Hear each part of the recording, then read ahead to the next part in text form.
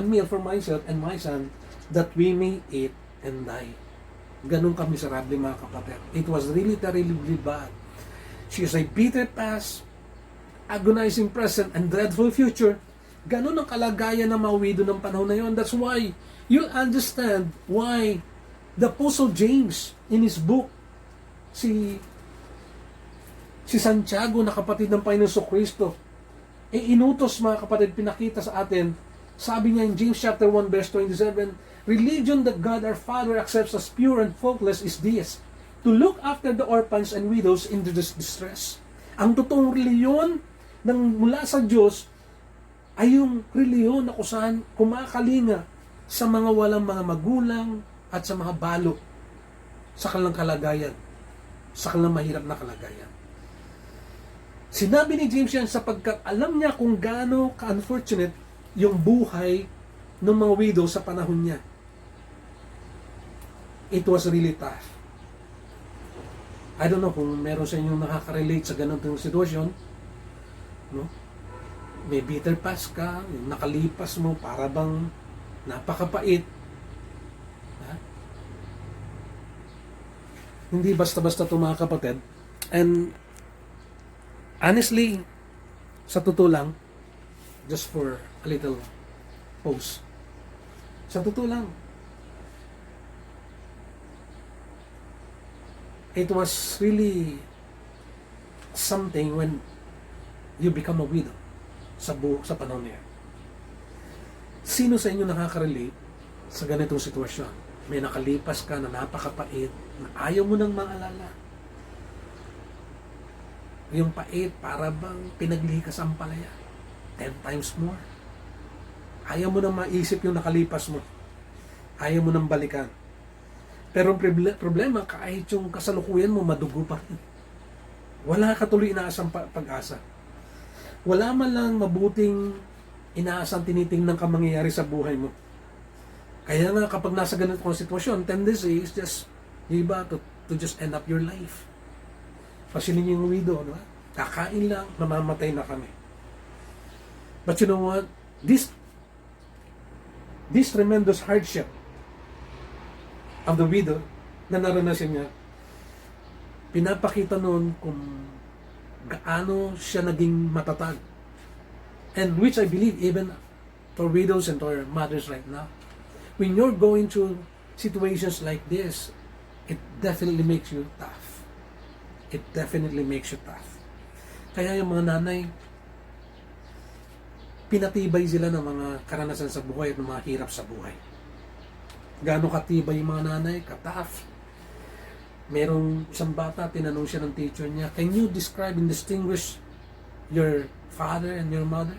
Ang sabi ng bata, my dad is big and strong, but my mom is more powerful. You know why? Because whenever we want to go out and stay an overnight in our friend's house, we're going to ask from our mother the permission. No questions allowed. Our father cannot do anything about it. Mas matapang yung nanay. Di ba? Mas matatapang daw ang nanay, mga kapatid. Sa totoo lang. Kasi kamakailan, sa isang news pa rin, natutuwa ko sa news na ito na I'd like to share with you. Recently, no? May nag-amo. Pumunta sa kalsada, 2 kutsilyo yung dala niya. Sabi niya, lalaki nag-amo. Kasi, una, hindi daw siya nakatanggap ng tulong o relief. Kaya, nagwawala siya. Pero actually, nung in-interview, ang totoong reason, kasi pinagalitan daw siya ng asawa, inaway daw siya. At wala siyang palag. At doon siya nagpapakatapang sa labas. O, sino mas matapang? Di yung asawa. Di ba? Mag-ingat po tayo. Matatapang mga nanay. Matatapang mga babae. Amen po ba? Di ba? Matakot ka talaga sa mga nanay, sa mga asawa. Why? Kasi pansinin niyo ito. Ganito katapang yung mga nanay. Mag-ingat tayo. They're really tough. Kasi merong lalaki, pinapakremate na ng asawa niya. Lagnat pa lang yung nararamdaman. Ganon katindi yung mga nanay. Ano? Lagnat pa lang, pinapakremate na yung asawa.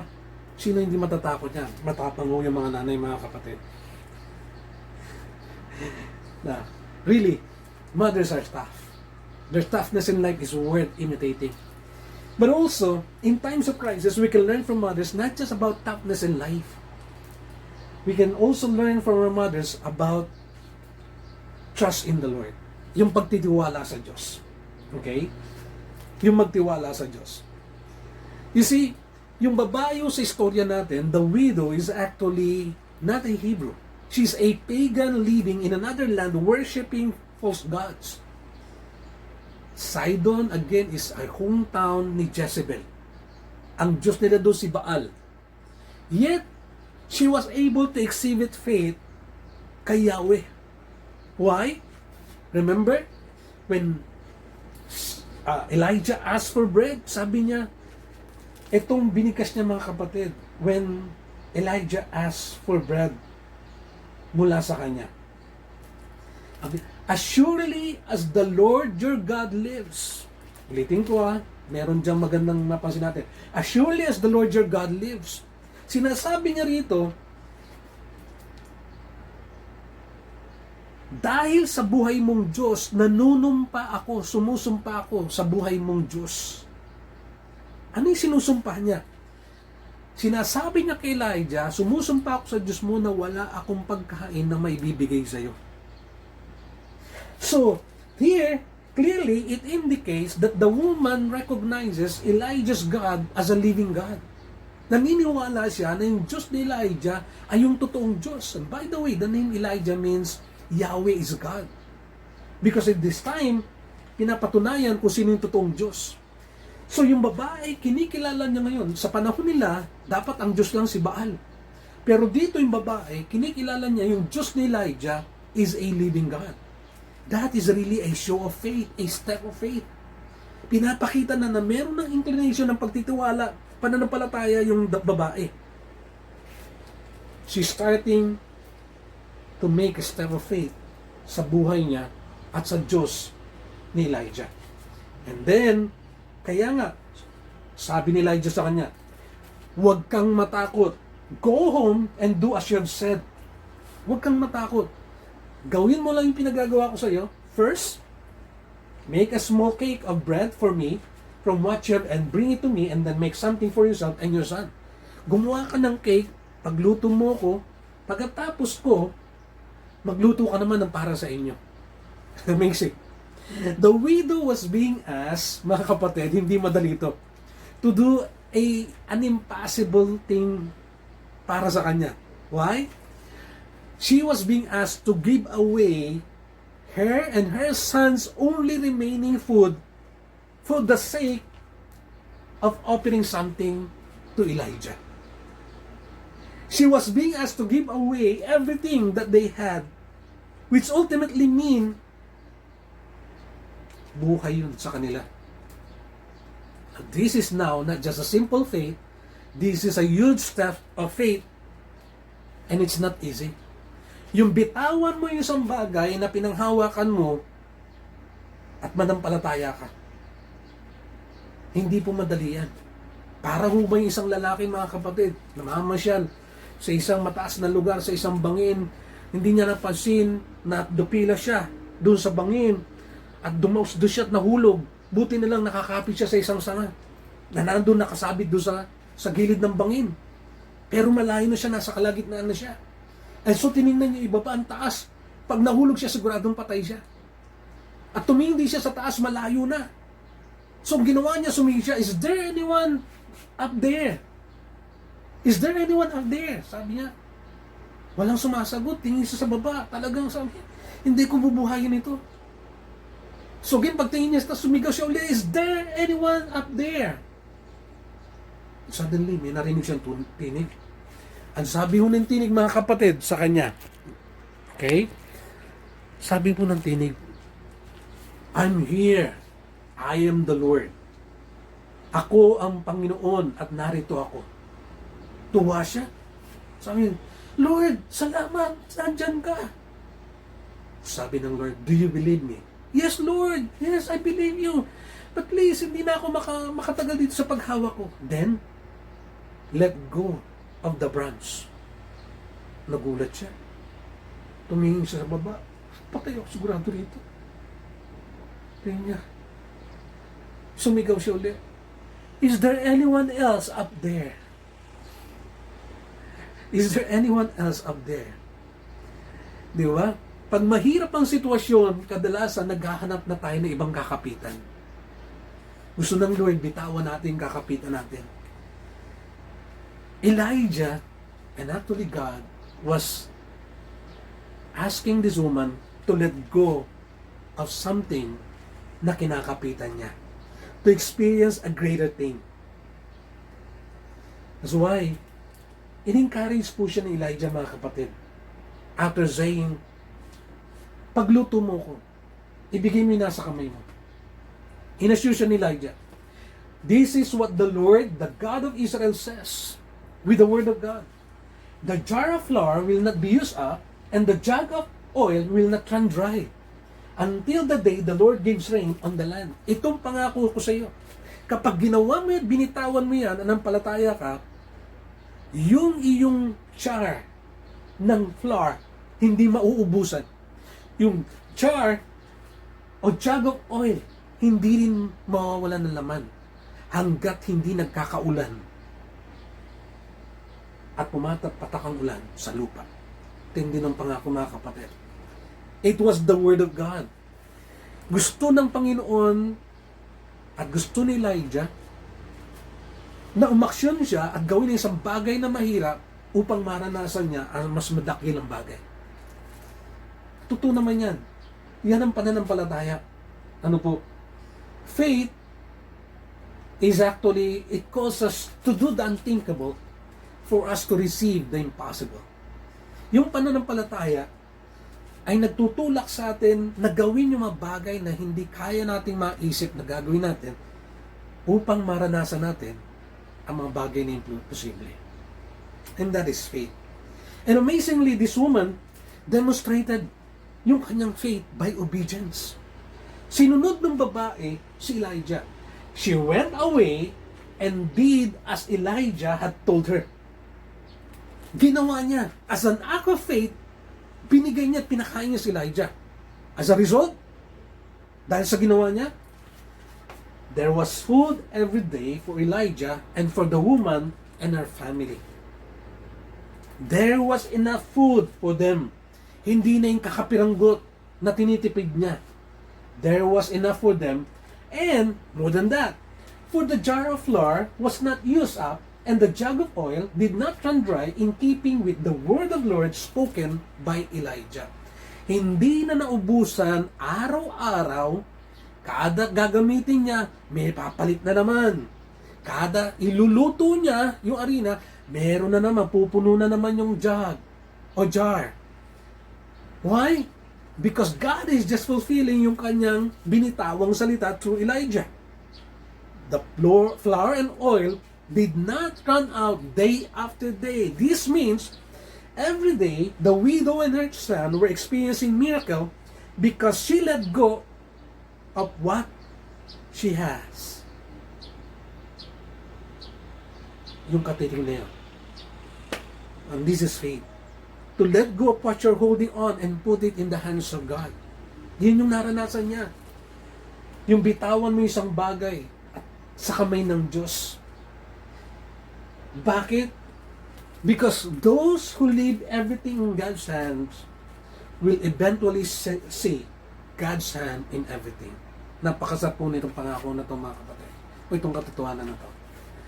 Ikaw na nag-iiwan, naglalagak ng lahat ng bagay sa kamay ng Diyos, makikita mo ang kamay ng Diyos na nasa lahat ng bagay sa buhay mo. Those who leave everything in God's hand will eventually see God's hand in everything. Amazing. Naranasan po ng babae. You see, meron din kasabihan. At gusto ko po maunawaan natin to sa sitwasyon ng babae, ng balot natin pinag-aaralan. Meron kasabihan. Our broken situations sometimes can break our perspective of God. Ulitin ko. Our broken situations can break our perspective of God. Yung ating daw pananaw sa Diyos, madalas naapektuhan ng ating sitwasyon. Kapag pangit yung sitwasyon, minsan, nababago yung ating paningin at pagkilala sa Diyos. Masakit man, pero totoo. Na kapag broken yung situation natin, yung perspective natin, nasisira din sa Diyos. Why? There's a tendency that we think God differently or to look God differently when we are in a broken situation. Kapag dumadaan tayo sa isang matinding pagsubok, nasisira yung tamang tingin natin sa Diyos. You think God is absent, na parang wala siya, bakit sa tahimik, parang iniwan ka sa mga panahon na mahirap. And we tend to question God, if not blame Him. Di ba? Kapag nagiging masalimuot na yung sitwasyon sa buhay mo, noong una okay lang. Pag okay lang, okay ka. Pero pag humirap na, nagbabago na. You tend to question God and blame Him. Alam niyo ho ba, mga kapatid, yung mga ateista, yung mga atheist, hindi sila naniniwala sa Diyos. Marami sa kanila, yung kalang di paniniwala sa Diyos is product of broken situations. Nakaranas sila isang bagay na hindi nila maunawaan. Marami silang hugot tuloy na hindi may paliwanag, and so they start saying that I don't believe in God. Kasi kung may Diyos, bakit ako nagkasakit? Kung may Diyos, bakit namatay tatay ko? Kung may Diyos, bakit nangyayari itong masama sa buhay ko? Kung may Diyos, bakit buhay pang asawa ko? Ay, hindi. Kung may Diyos, bakit ako nagkakaganito? It's so easy to be tempted to yield ourselves to our problems and make it even the reason or license to commit another failure or sins. Masama din lang naman ng Diyos. Hindi naman siya mabuti sa akin. Hindi na rin ako magiging mabuti sa Kanya. Talikod na lang ako. Mga kapatid, I've experienced that. As a high school, elementary boy, when I saw my family breaking down, I thought God cannot solve my problem. I backslid. Buti na lang mahal ako ng Panginoon, hindi niya ako binitawan. And it takes years for me to be able to come back to the Lord and realize God is true and alive. Ang dali ng tendency natin, matukso tayo, na bumigay sa mga sitwasyon ng buhay. Iniwan ka ng boyfriend mo. Hindi talaga ako mahal ng Diyos. Bakit hanggang ngayon ganito? Diba? Nagbabago yung tingin mo sa Diyos na dati tingin mo napakabuti. Suddenly, nagbabago. At bumibigay tayo sa mga sitwasyon. Pero hindi yung widow, mga kapatid. Hindi yung widow. Instead of yielding to her miserable condition, she decided to trust the Lord. Imbis na hawakan, pigilin yung pakainin si Elijah, binitawan niya. That's why she received a miraculous provision, had a breakthrough in times of crisis. Nakaranas siya ng himala sa panahon ng krisis. Dahil natuto siyang manampalataya sa Diyos. Dahil siyang natutong manampalataya sa Diyos. And it's true, mga kapatid. Sa panahon na may krisis, sa panahon that we're going through trials, napakalaga ng ating pananampalataya. Again, there's a saying that I'm always sharing to you. Faith upholds a Christian under all trials. Faith upholds a Christian under all trials. Ang hahawak sa atin at magpapatatag sa atin sa panahon ng hirap, pagsubok sa buhay at krisis ay yung ating pananampalataya sa Diyos. Hindi ho magbabago yung katotohanan niyan. Sapagkat pinangako rin, sinabi rin, kahit ni John, ni Apostle John, everyone who has been born of God overcomes the world. Yung mga anak ng Diyos, yung pinanganak ng Diyos, those who've been born of God, overcomes the world. And this is the victory that has overcome the world. How? Through faith. Sa magitan ng pananampalataya. Mga kapatid, the widow became tough. Because she learned to trust the Lord. Natuto siya magtiwala sa Diyos. And enabled her to come out and experience God's miracle.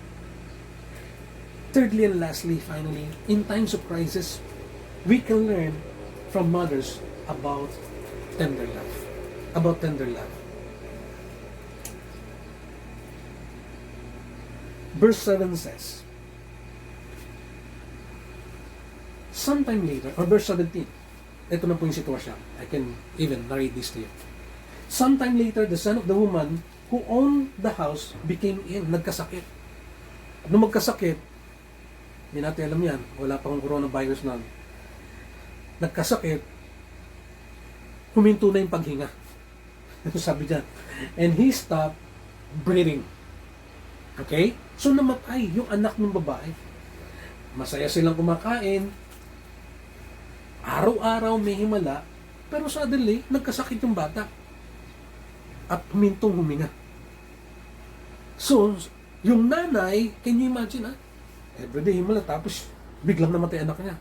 Kaya sabi ng nanay, he said to Elijah, what do you have against me, man of God? Anong laban mo sa akin? Anong galit mo sa akin? Did you come to remind me of my sin and kill my son? Ang naghari kagad uli yung guilt feelings. Now, you can only understand the widow's sentiments if you understand a mother's heart. Ulitin ko. This is something na mahirap unawain. While after trusting the Lord, suddenly this woman said to Elijah, what do you have against me, man of God? You cannot really understand the widow's sentiments if you don't understand a mother's heart. Because for a mother, no amount of miracle will be enough or will replace the ultimate treasure na meron siya. Walang pwede magpalit nun. At sino yan? Ang anak. The child is always the ultimate treasure of a parent. Kaya nga, kung gaano kalaki at kahalaga ang anak sa buhay ng magulang, sabi ni Dwight Eisenhower, sabi niya, there's no tragedy in life like the death of a child. Things never get back to the way they were. Wala daw trahedya na katulad na mawalan ka na sa anak. Hindi na daw mabalik yung dati pa. Mahirap po. That's why you can imagine why this woman suddenly sinabi yung kay Elijah. And this also forced Elijah to do something. Sabi ni Elijah, give me your son. Elijah replied. He took him from her arms, carried him to the upper room where he was staying, and laid him on his bed. Kinuha niya anak, dinala sa upper room, at iniga. Then he cried out to the Lord, Lord my God, have you brought tragedy also upon this widow? I'm staying with by causing her son to die? Panginoon, kawaan mo. Then he stretches him out on the boy 3 times and cried to the Lord, O Lord my God, let this boy's life return to him. 3 times Elijah plead to God. Nabuhay yung bata. And lo and behold, with that plead sa Diyos, nabuhay po yung bata, mga kapatid. The Lord heard Elijah's cry and the boy's life returned to him and he lived. And he lived. Nabuhay po yung bata dahil sa pamamanhik ni Elijah. Elijah picked up the child and carried him down from the room into the house. He gave him to his mother and said, Look, your son is alive. Your son is alive. Then the woman said to Elijah, Now I know that you are a man of God and that the word of the Lord from your mouth is the truth. Okay?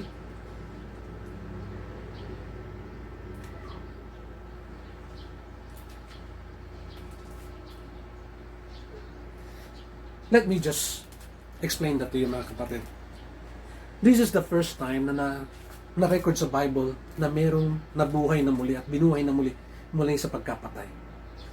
This was made possible, you know how? Because of the love of the mother to her child. Again, there's nothing that can replace a son to a parent's heart, to a mother's heart. Wala po. Kahit anong uri ng himala. Mawala na sa kanyang lahat, wag lang ang anak. Ganun katindi magmahal ng magulang. Kaya nga, ang pag-ibig ng nanay ay kadalasan kinukumpara sa pag-ibig ng Diyos. Madalas po na nakukumpara ang pag-ibig ng nanay sa pag-ibig ng Diyos. In Isaiah 49:15, it says, very familiar. Alam kong familiar po sa inyo. Can a mother forget her nursing child? Can she feel no love for a child she has born?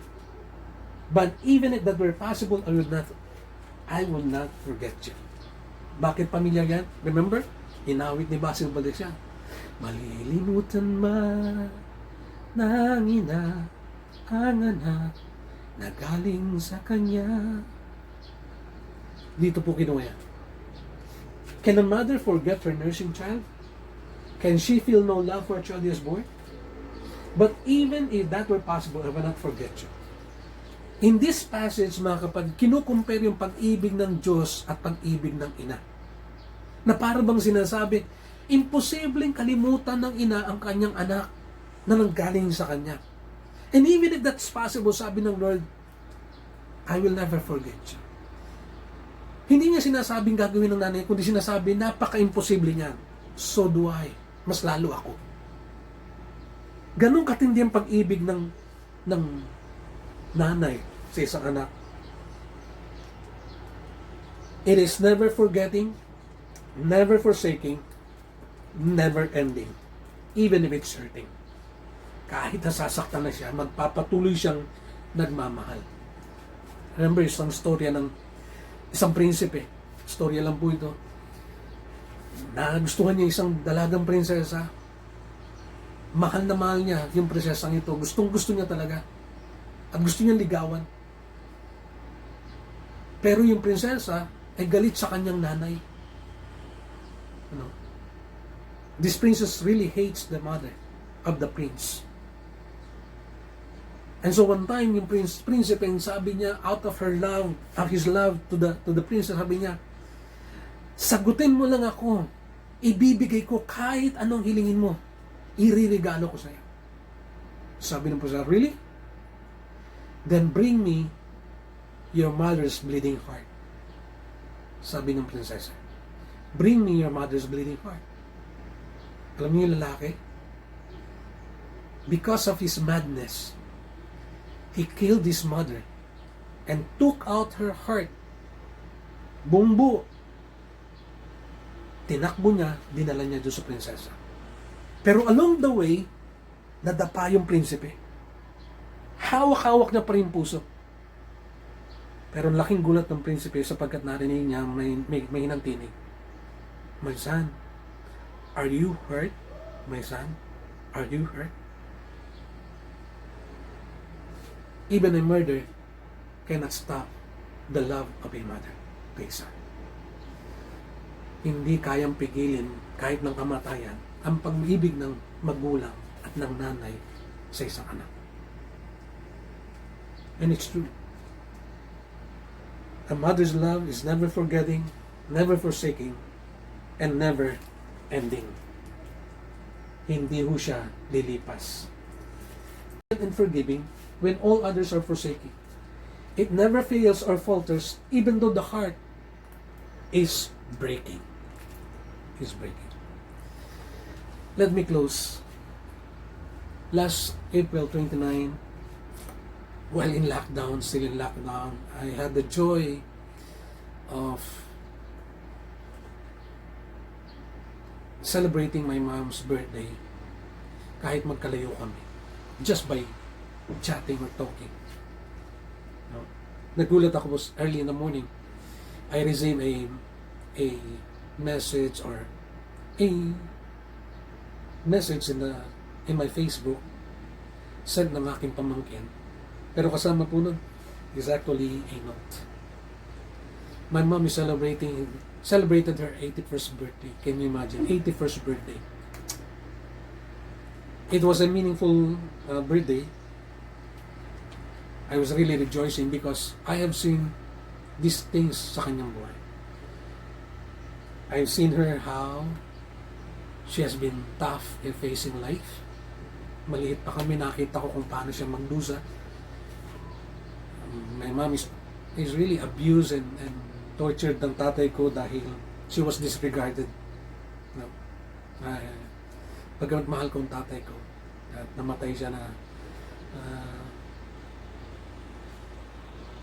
napatawad and still loving my father.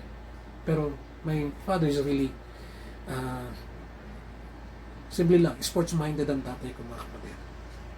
Sports-minded, nasa kanyang sabong, mahjong, karera, high alay, sports-minded yun. Nakita ko kung paano magdusang nanay ko doon dahil sa kanyang walang kakonse-concern na pagtrato. Ubusin lahat para lang sa kanyang bisyo. I've seen my mother crying in the middle of the streets. Nandun ako, umiiyak ang mother. Hindi ko makakalimutan niya. Nakita kong gaano siya maghirap. Nakita ko yung toughness niya in facing those things. Nakita ko rin yung tiwala niya sa Lord. Lalo na, nung ma-diagnose siya that she has cancer stage 4. And she was sentenced to live for 3 months. Not even 3 months. But she trusted the Lord. It was in 2005. It's already 2020, mga kapatid. 15 years. Because of the Lord healed her. And she trusted the Lord on that. Pero the most important thing na naranasan ko ngayon, celebrating her birthday, as I've said, yung kanyang concern, pagmamahal. Hindi po kami lumaki na expressive. I had never heard my mother saying to me, I love you, o in-embrace ako madalas. No, hindi po. That's why hindi ganun ka-expressive yung aming emotions and feelings sa bawat isa. Pero nagulat ako nung birthday niya. So may pamangkin, she sent a message. Nagsulat siya, mga kapatid. He wrote a letter. Literally, sa papel. Naiyak ako, mga kapatid. I was crying dahil nahirapan akong basahin. Hindi ko talaga maintindihan ng una. So, I need to decipher it. Kala ko Ilocano. But amazing. Because the letter expresses yung kanyang joy of not forgetting her. That despite na magkalayo kami, hindi ko siya nakakalimutan at pinapakita namin concern sa kanya. Pero nagulat ako on the last part nung sabi niya, maraming salamat sa inyong lahat. I love you. Hindi ko narinig sa nanay ko ever since. For the first time sinabi niya. Bagamat walang salitang ganyan, I have seen that true sa kanya mga ginagawa sa amin, mga kapatid. Nandun pa rin yung kanyang pag-ibig. It was very, very tender, the love that she had towards us. Mga kapatid, let's learn from our mom's peg in times of crisis. They're worthy to be imitated. The toughness in life, trust in the Lord, and their tender love. Today is a special day for them. Let's treat them. Let's greet them. Happy Mother's Day. To the mothers there, mga kapatid, Happy Mother's Day. I love you all. God bless you.